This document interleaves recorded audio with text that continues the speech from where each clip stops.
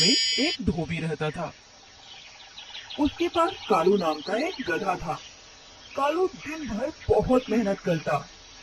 इस मेहनत के बदले उसे पेट भर खाना भी नहीं मिल पाता था। ऐसा नहीं था कि धोबी जानबूझकर कालू को कम खाना खिलाता था। धोबी बहुत ही गरीब आदमी था और चाहने के बाद भी कालू को अच्छा खाना नहीं खिला पाता था। कम खाने के कारण कालू दिन प्रतिदिन पतला और कमजोर होता जा रहा था। कालू को भरपेट भोजन कराने का उपाय एक दिन धोबी ने सोच ही लिया। उसने सोचा कि वह रात को कालू को खुला छोड़ देगा, जिससे वह गांव वालों के खेतों में घूमकर मजे से चर लिया करेगा और वो भरपेट खाना भी खा सकेगा। एक रात को कालू जब खेत में घूम रहा था तो उसकी मुलाकात पप्पू नाम के सियार से हो गई। वो दोनों दोस्त मिलकर हर दिन गांव वालों के खेतों में जाकर कभी कद्दू खाते तो कभी हरी हरी सब्जियां तो कभी हरी हरी घास। दोनों दोस्त मिलकर खूब मस्ती करते और गांव वालों के खेतों में मौज उड़ाते। पप्पू, आज की चांदनी रात कितनी हसीन है। मेरा तो इस चांदनी रात में गाना गाने का बहुत मन कर रहा है। कालू की बात सुनकर पप्पू उछल पड़ा और बोला, पागल हो गए हो क्या तुम? आधी रात को खेत में ढेंचू ढेंचू करोगे तो खेत का मालिक तो आएगा ही। यह गाने गाने का ठीक वक्त नहीं है। क्यों ठीक वक्त नहीं है?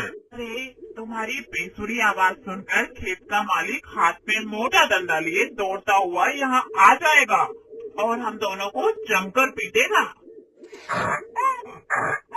अरे कुछ नहीं होगा यार, तुम तो फालतू में घबराते हो।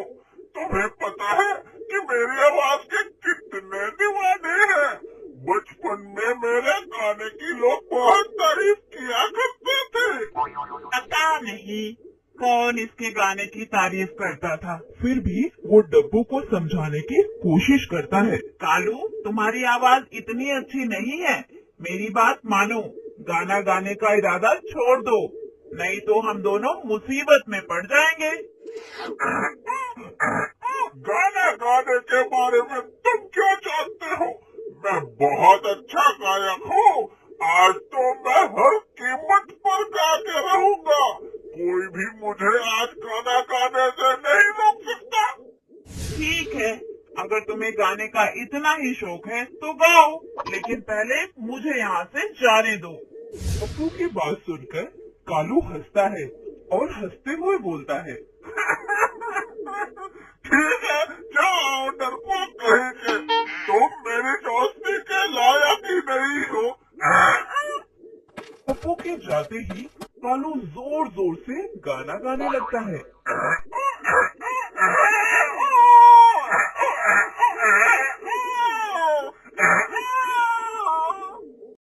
और फिर गधे की ढेंचू ढेंचू सुनकर खेत का मालिक मोटा डंडा लेकर भागता हुआ आता है और कालू को बुरी तरह से पीटता है। कालू बहुत चिल्लाता है और उसे बचाने के लिए कोई भी नहीं आता।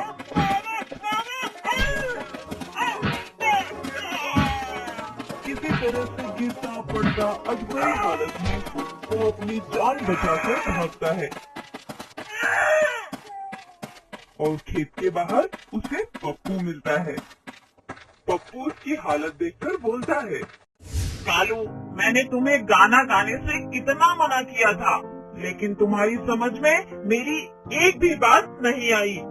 देख लिया ना मेरी बात ना मानने का नतीजा। अगर तुमने मेरी बात पहले ही मान ली होती तो तुम्हारी ये हालत ना होती। कालू बहुत शर्मिंदा होता है और बोलता है, सही कह रहे हो मित्र, मैंने तुम्हारी अच्छी सलाह को नहीं माना, जिसकी वजह से आज मेरी यह हालत हुई है।